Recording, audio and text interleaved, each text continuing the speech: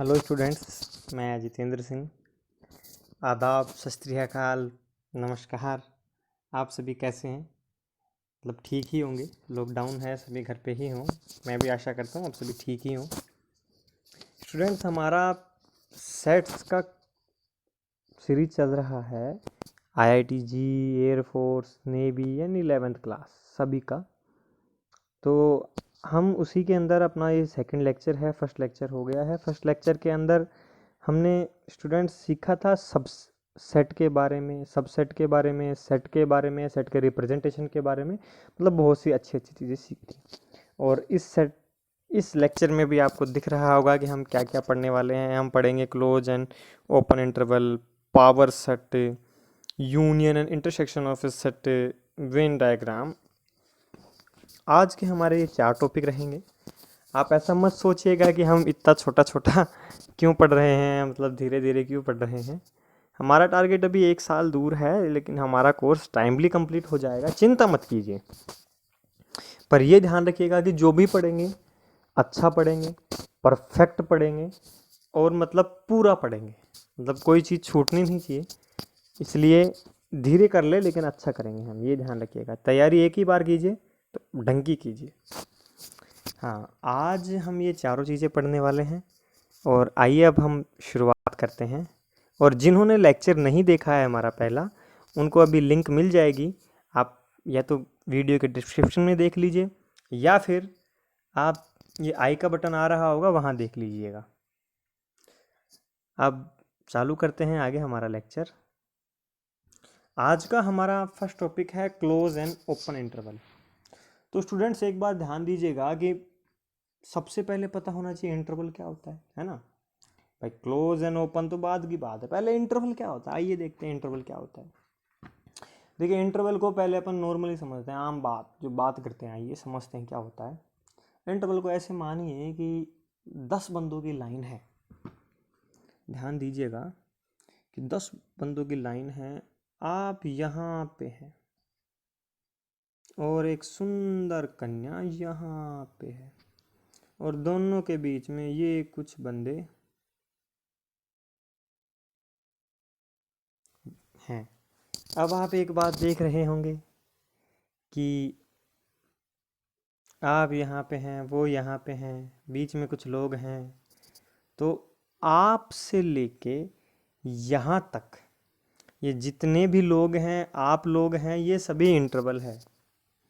आप दोनों के बीच की जो दूरी है, तेरे मेरे मिलान के बीच की दूरी जो भी है, हम तो मिल जाते अगर ये दुनिया नहीं होती। हम तो मिल जाते अगर ये दुनिया नहीं होती। आगे का थोड़ी देर बाद बताएंगे, अभी पूरा आनंद थोड़ी लोगे। ध्यान दो पहले पढ़ाई पे। क्लोज ओपन इंटरवल क्या होता है, देखो ध्यान देना कि ये जो था ये इंटरवल था। तो सर इसको हम समझे कैसे, मतलब कंप्लीट कैसे कर लें। अभी इंटरवल तो बता दिया आपने, पर ये ओपन एंड क्लोज भी बताइए एक बार, दोबारा एक बार ये बताइए हमें। तो ध्यान दीजिए, ओपन एंड क्लोज यही समझ देंगे इसी एग्जाम्पल से। भाई ध्यान देना, क्लोज का मतलब है कि इस इंटरवल के अंदर आप दोनों भी शामिल हैं। यदि क्लोज होगा तो आप दोनों शामिल होंगे। आप दोनों तो हो ही होगे, अंदर वाले जितने हैं वो भी शामिल होंगे। तो क्या हो जाएगा क्लोज इंटरवल। तो क्या हो जाएगा क्लोज इंटरवल। ओपन इंटरवल, तो मैं एक बात ध्यान देना, जब आप दोनों शामिल नहीं हो, जब आप दोनों शामिल नहीं हो पर ये सभी शामिल हों आपके बीच वाले, तो ये हो जाएगा ओपन इंटरवल या खुला अंतराल। तो सर मतलब इसका मतलब कैसे हुआ, एक बार हम मैथमेटिकली और समझाइए। बिल्कुल मैथमेटिकली समझते हैं। अभी तक तो सुंदर कन्या चल ही रही थी, पर सुंदर कन्या का चैप्टर कंप्लीट भी तो करें, गणित भी तो पढ़नी है। कन्या पढ़ने थोड़ी बैठे हैं हम यहाँ पे। हाँ, अब ध्यान दीजिएगा कि जैसे ही हमने ऐसा लिखा ए एंड बी, तो सर क्या मतलब आपने जो ये साइन लगाया ये क्लोज इंटरवल का साइन है। हाँ बिल्कुल सही पकड़े हैं, सही पकड़े हैं। ये किसका साइन है, क्लोज इंटरवल का। और अब आगे ध्यान दीजिएगा, यदि मैं ऐसा लिख दूं यदि मैं ऐसा लिख दूं ए बी, तो ये किसका साइन हो जाएगा? ये साइन हो जाएगा ओपन इंटरवल का। किस इंटरवल का? ओपन इंटरवल का। ये बहुत ही विशेष ध्यान रखिएगा आप, ये साइन आपको पता चल गया। अब इसका मतलब ये है कि सर ए और बी के बीच जितने भी नंबर हैं, जितने भी चीज़ें हैं, जो भी कुछ है, वो सभी किसके अंदर शामिल होगी? ओपन इंटरवल के अंदर, ओ क्लोज इंटरवल के अंदर। और ए बी है तो वो भी, ए बी भी क्लोज इंटरवल के अंदर है। यदि ओपन वाला साइन है तो ए और बी शामिल नहीं होंगे, बाकी सब कुछ शामिल होगा। इसको एक गाने से हम समझते हैं, ध्यान दीजिएगा। क्लोज को पहले समझेंगे। क्लोज का मतलब है हम तुम एक कमरे में बंद हो, हम तुम तो हो ही हो, उसके साथ हम तुम के बीच में जितने 8-9 लोग थे वो भी उनके साथ ही हो, ये तो होगा क्लोज। और ओपन को ऐसे समझिए, वो 8-9 तो ही अंदर हों, हम लोग बाहर हों, सुंदर कन्या और आप दोनों ही बाहर हैं, तो ये कौन सा हुआ? Open interval. समझ में आया? और यदि आप लोग उन सभी के साथ हैं गर्मी के अंदर, तो ये मान लीजिए बर्बाद हो चुके हैं आप पूरी तरीके से, क्योंकि कमरा तो बंद है, यही तो मतलब, तो चाबी भी खो गई है। हाँ, क्लोज एंड ओपन इंटरवल के अंदर इतना ही है। अभी थोड़ी सी एक बात और बताना बाकी है, ध्यान दीजिएगा। वो बात भी हम समझ लेते हैं। सर वो बात कौन सी है जो आप बताना चाह रहे हैं? पहले देखिएगा, चाहे वो क्लोज इंटरवल हो, चाहे वो ओपन इंटरवल हो, कोई सा भी इंटरवल हो, ध्यान दीजिएगा कि चाहे वो क्लोज हो, चाहे वो क्लोज हो, चाहे वो ओपन हो, दोनों में ही एक बात कॉमन होगी। क्या सर? कि जो इनकी लेंथ होगी वो होगी b माइनस ए। क्या होगी? लेंथ। ध्यान देना, जिन्होंने 11th पहले पढ़ी है, या फिर यानी जो अब दोबारा तैयारी कर रहे हैं 12th में, एक बार फिर 12th के होने के बाद तैयारी कर रहे हैं, उन बच्चों को पता होगा कि लेंथ के बारे में बहुत कम टीचर बताते हैं। लेंथ है, और ये लेंथ किस काम आती है सर? ये लेंथ किस काम आती है? ये हम थोड़ा आगे पढ़ेंगे, अभी नहीं पढ़ेंगे, अभी इसकी विस्तृत व्याख्या करना उचित नहीं होगा। आगे जाके हम इस लेंथ के बारे में पढ़ेंगे। ये हिंदी में बोले तो ये लंबाई है। ए बी क्लोज इंटरवल या ए बी ओपन इंटरवल की लंबाई है। आपको समझ में आ गया होगा, जहाँ तक मैं समझ रहा हूँ कि आप समझ चुके होंगे। अब एक बात ध्यान रखिएगा कि ए बी के बारे में हमने पढ़ लिया है कि ए बी के बीच की जितनी भी चीज़ें होंगी वो सभी चीज़ें आ जाएंगी। और इसको हम एक तरीके से और भी लिख सकते हैं, ध्यान दीजिएगा स्टूडेंट्स। सर वो कैसे लिख सकते हैं, वो भी बता दीजिए। ऐसे लिख सकते हैं कि a is less than equal x is less than equal b। इसको हम लिख सकते हैं a is less than x is less than b। Sir ये x क्या है? ये हम तब लिखते हैं स्टूडेंट्स जब हम r की बात कर रहे हों। किसकी बात कर रहे हों? r की बात। अब ये r कौन है? आर राजकुमार, ऐसी वाली वो मूवी नहीं है शाहिद कपूर की। आर है रियल नंबर। यदि रियल नंबर की बात करें तब की बात है कि x कोई रियल नंबर है जो a और b के बीच स्थित है, या a और b के बिटवीन में है। हम जब ऐसा लिखेंगे तो हम हर x को कंसीडर करेंगे जो a और b के बीच में हों, और a भी शामिल होंगे, और ओपन में a b शामिल नहीं होंगे। ठीक है, जहाँ तक मुझे लगा समझ में आ गया होगा। अरे हाँ ना बोल, आया नहीं आया? अरे नहीं आया, मुझे लग रहा नहीं आया। आ गया पक्का? चलो आगे चलते हैं। आ ही गया होगा। हाँ, ध्यान केंद्रित पढ़ाई पे करना है, याद सुंदर कन्या को नहीं करना है, ये ध्यान रखिएगा। हमारा अगला टॉपिक है, हम वहाँ चलते हैं। अगला टॉपिक हमारा आज का क्या है? Power set.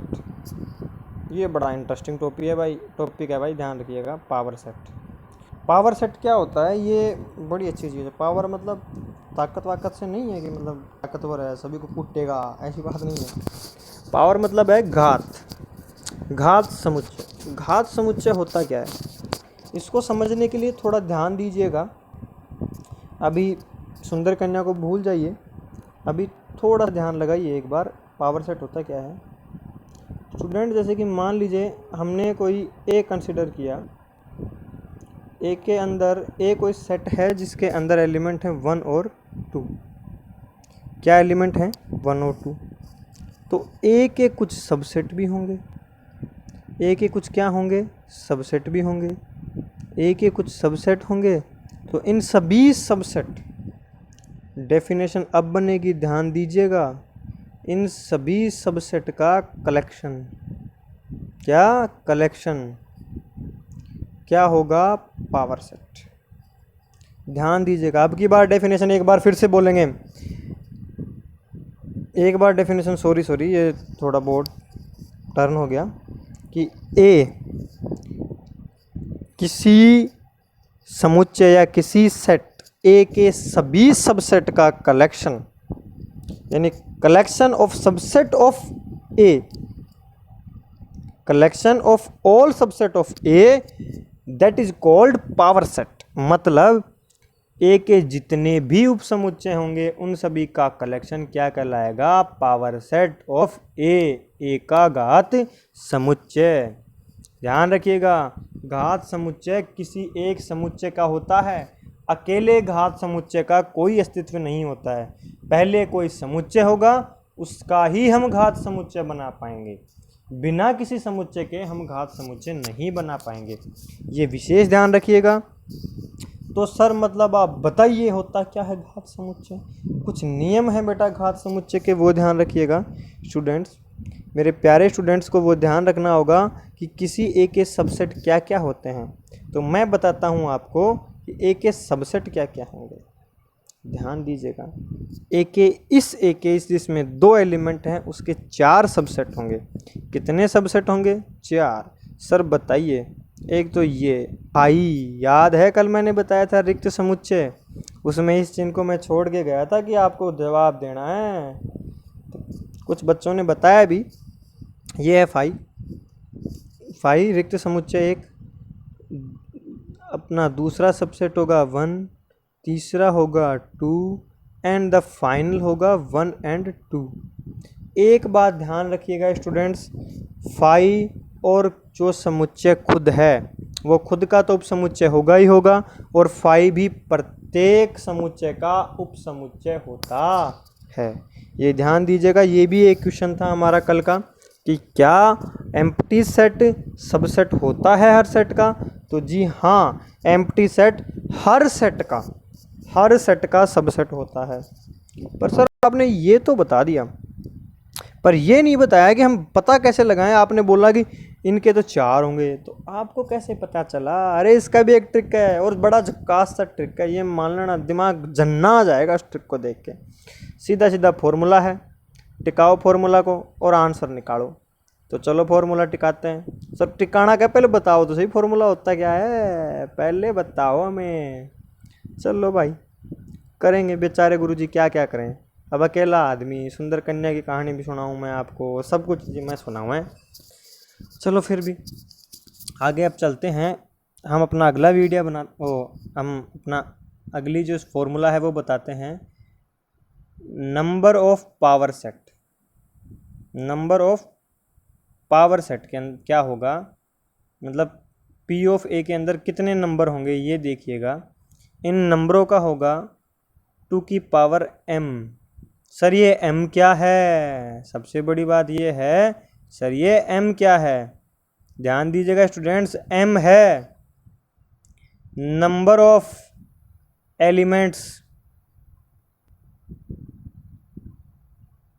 In A, number of elements in A, ध्यान दीजिएगा। मतलब ए के अंदर जितने भी नंबर होंगे उनको आप 2 की पावर में लगा दीजिए, आपको पता चल जाएगा कि पावर सेट के में कितने एलिमेंट टोटली होंगे। ये है अवयवों की संख्या याद करने का फॉर्मूला। मतलब कितने नंबर होंगे उसका पता लगाना है, तो ए में जितने नंबर है उसको 2 की पावर 5 में चिपका दीजिए। जैसे कि हम एक एग्जांपल लेते हैं, आइए एग्जांपल लेते हैं, हम एक एग्जांपल हम ये लेते हैं कि हमने लगाया 2 की पावर, हमने कहा कि किसी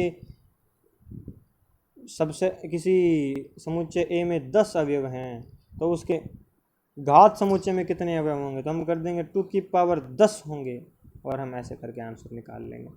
तो अब हम बेटा एक क्वेश्चन निकालते हैं और एक क्वेश्चन करते हैं, और क्वेश्चन करने के बाद आपको ढंग से समझ में आएगा।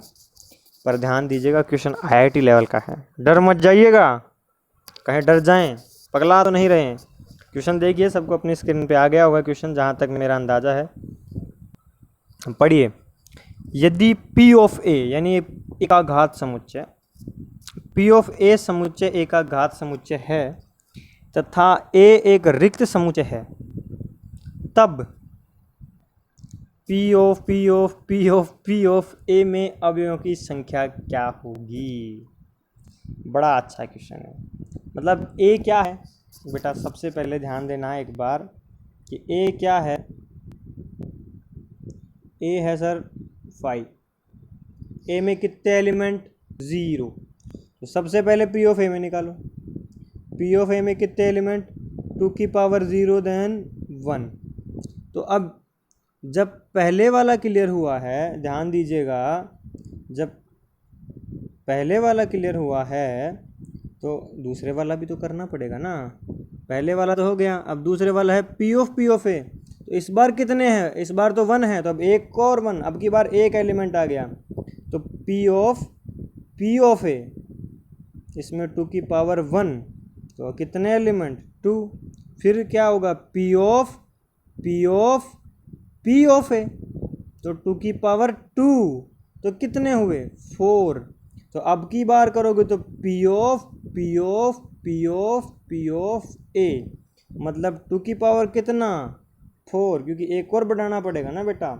तो कितने हुए, 2 की पावर 4 का मतलब क्या हुआ, 16। क्या हुआ, 16। तो हमारा आंसर भी क्या होगा, 16। नहीं समझ में आया।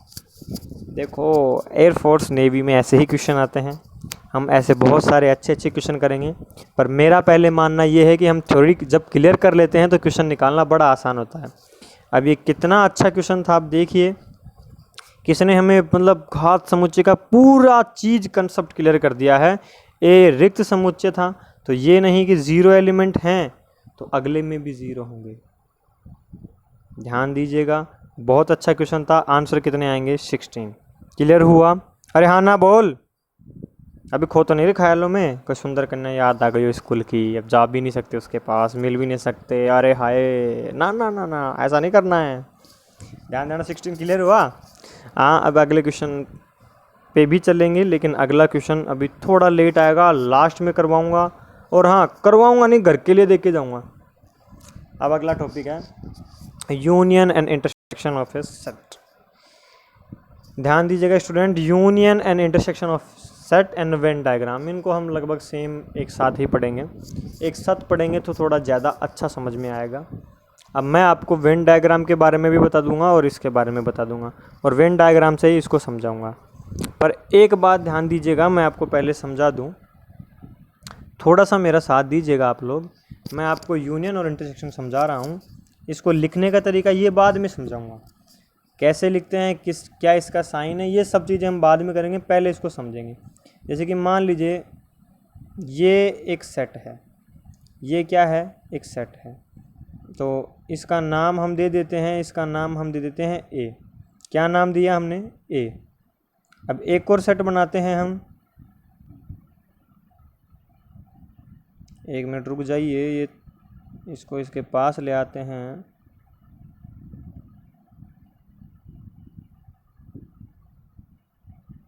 ये इसको हम नाम दे देते हैं बी, इसको हम नाम दे देते हैं बी। अब मैं आपको साइन भी बताने जा रहा हूँ। यूनियन का साइन है यू ही, ये मान लीजिए, यू नहीं है वैसे, ये यू की तरह दिखता है यूनियन का साइन। और इंटरसेक्शन, ये तो है यूनियन का साइन, और इंटरसेक्शन का साइन है ये वाला उल्टा यू, ये है किसका है, इंटरसेक्शन। ठीक है, ध्यान दीजिएगा। अब आप दो सेट देख रहे हैं ए और बी, तो इनमें यूनियन और इंटरसेक्शन आपको निकालना है। तो ध्यान दीजिएगा, ए के सभी एलिमेंट, बी के सभी एलिमेंट यदि आप मिला देंगे तो वो बन जाएगा ए यूनियन बी। ए और बी का सम्मिलन, सम्मिलन का मतलब ही मिल जाना है। तू मिली मैं मिले फिर एक हुए, वही है मिल जाना, ए यूनियन बी। हम दोनों का एक होना ही यूनियन है। अरे यूनियन का मतलब क्या होता है? एकता। और क्या? कपूर नहीं, ध्यान रखना, एकता कपूर नहीं सोच रहे, बता। यूनियन का मतलब होता है एकता।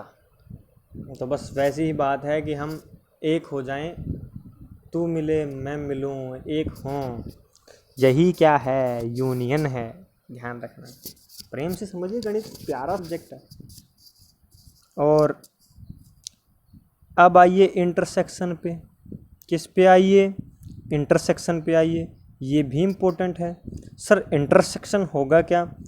तो ध्यान दीजिएगा स्टूडेंट, जो ये बीच वाला जगह दिख रहा है आपको, जहाँ ये दोनों मिल रहे हैं, ये जितना भी सामान है, तो ये हमारा होता है इंटरसेक्शन।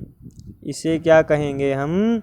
ए इंटरसेक्शन बी। तो इसका मतलब क्या हुआ सर?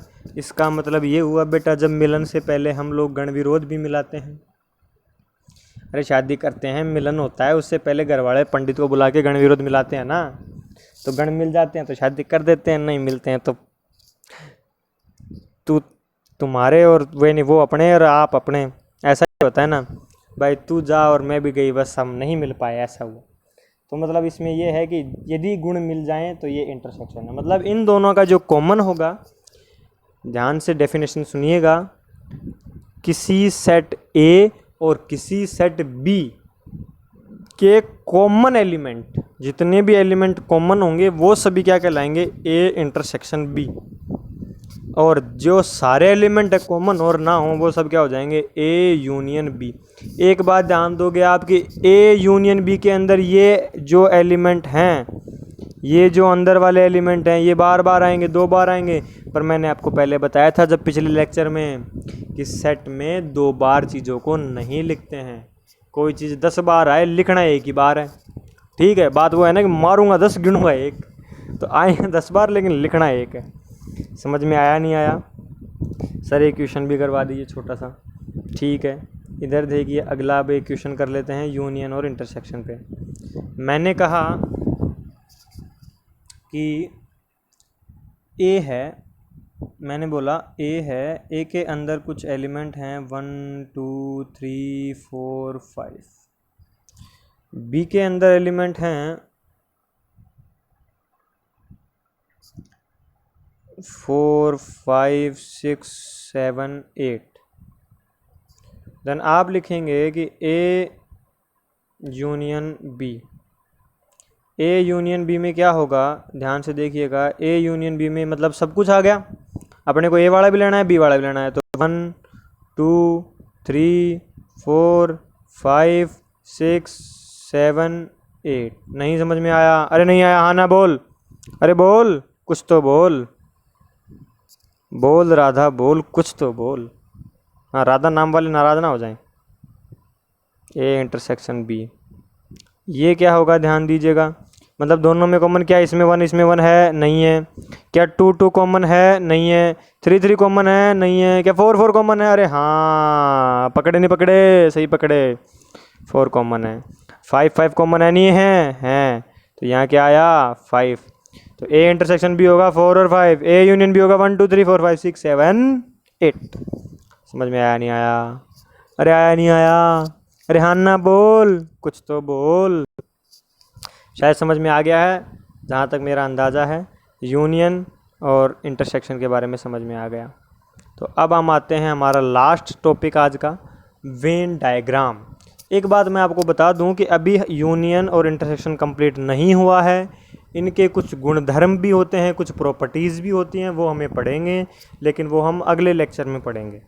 जितनी भी प्रॉपर्टीज़ बच गई हैं वो सभी प्रॉपर्टीज़ के बारे में हम अगले लेक्चर में पढ़ेंगे, और क्या क्या होती हैं वो प्रॉपर्टीज़ ये भी पढ़ेंगे, ध्यान रखना। इसलिए हम वेन डायग्राम पे चलते हैं। वेन डायग्राम पढ़ने से पहले हमें एक चीज़ पढ़ना होगा, वो होगा यूनिवर्सल सेट। वेन डायग्राम पढ़ने से पहले हमें एक चीज़ पढ़ना होगा, उसका नाम है बेटा यूनिवर्सल सेट। क्या नाम है? Universal set. यूनिवर्सल सेट का मतलब है एक ऐसा सेट जिसके अंदर सब कुछ आ जाए, मतलब जिससे बहुत सारे छोटे छोटे सेट बन जाएं। जैसे कि मान लीजिए हमने लिखा ए, ए कोई यूनिवर्सल सेट है तो उसके जितने भी पावर सेट होंगे, जितने भी उसके घात समुच्चय बनेंगे, उन सभी के लिए वो क्या होगा, यूनिवर्सल सेट। समझ में आ रहा होगा। जैसे कि मैंने कहा सभी वास्तविक संख्याओं का समुच्चय, तो बेटा ये यूनिवर्सल सेट हो सकता है। क्यों हो सकता है? क्योंकि हम लिखेंगे प्राकृत संख्या का समुच्चय, तो वो यूनिवर्सल उसके अंदर आ गया, नहीं आ गया? आ गया वास्तविक में। तो मैंने लिखा पूर्ण संख्या का, वो भी आ गया। मैंने लिखा इंटीजर्स का सेट ऑफ इंटीजर्स, तो वो भी रियल नंबर में आ गया। अरे समझ में आया नहीं आया? तो ये होगा यूनिवर्सल सेट। तो सर हम ये क्यों पढ़ रहे हैं? ये ज़्यादा अच्छा मतलब बड़ा टॉपिक नहीं था, इसलिए मैंने लिखा नहीं, छोटी सी बात थी। अब यूनिवर्सल सेट के बारे में अब थोड़ा ज़्यादा पढ़ेंगे, वेन डायग्राम के बारे में। अभी देखो मैंने आपको कुछ ये गोले बना के दिखाए थे, अब मैं आपको देखना कुछ और बना के दिखा रहा हूँ। ये ध्यान दे रहा। क्या बनाया सर आप क्या सर ये डायग्राम बना रहे हो सर? हमें पगला रहे हो सर? ध्यान से देखिएगा। अब ये डायग्राम तो बन रहे हैं। अब मैं एक गोला यहाँ बना रहा हूँ, बना दिया एक गोला। अरे ज़्यादा बड़ा बन गया, लग नहीं रहा ना ज़्यादा बड़ा? वैसे लग रहा है, ऐसे लग रहा है थोड़ा थोड़ा, है ना?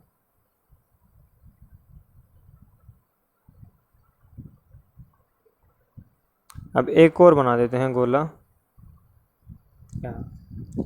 अब ध्यान दीजिएगा, ये सेट है। अब इनके अंदर कुछ चीज़ें डाल भी देते हैं हम, सही नहीं? अरे बोलो। जैसे कि मान लीजिए यहाँ मैंने लिखा 1, 1 मिनट, सॉरी ये सही लिखा नहीं आया, एक बार दोबारा से हम करते हैं चालू। इसके अंदर मैंने लिखा 3, 4, 5, 6, 7, 8, 9, 10 और 1 मैंने यहाँ लिख दिया। अब मैं इनके नाम दे देता हूँ, ध्यान दीजिएगा। ये ए है, ये बी है, ये सी है। और एक बात ध्यान दीजिएगा, यूनिवर्सल सेट को लिखते हैं यू, और वो इस कोने में लिखते हैं। सॉरी 1 मिनट, मैं इसको दोबारा लिख दूँ। यूनिवर्सल सेट को लिखते हैं यू। क्या लिखते हैं? यू। अब ध्यान दीजिएगा